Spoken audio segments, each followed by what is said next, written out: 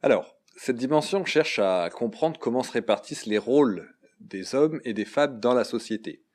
Est-ce que ces rôles sont répartis équitablement et qui fait quoi?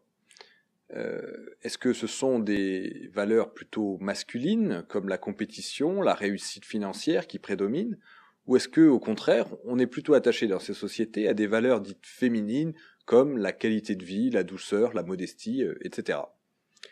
Dans une société masculine, comme le Japon, l'Italie ou le Venezuela, les rôles des hommes et des femmes sont très différenciés. On y admire les forts, ceux qui en imposent, ceux qui s'imposent, qui réussissent en gagnant beaucoup d'argent, ceux qui ont beaucoup d'ambition. On apprend ainsi dans ces sociétés aux petits garçons qu'il ne faut pas pleurer comme une fille, par exemple. Les femmes y sont peu représentées à des postes importants, que ce soit en politique ou en entreprise. Dans une société féminine, au contraire, comme les pays scandinaves, la Suède, la Norvège, la Finlande, le Danemark, les rôles des hommes et des femmes sont beaucoup plus égalitaires.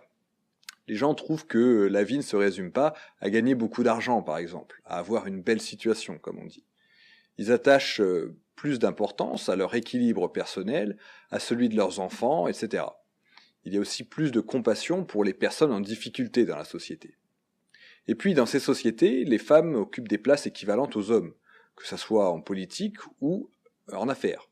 Je pense par exemple à l'ancienne première ministre danoise, Helle Thorning-Schmidt, à l'ancienne présidente finlandaise Tarja Halonen, ou encore à l'ancienne présidente islandaise Vigdis Finnbogadottir.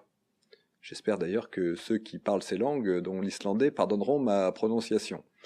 Mais c'est un peu comme le nom du volcan islandais, vous vous souvenez peut-être, qui avait cloué au sol tous les avions pendant une semaine il y a quelques années.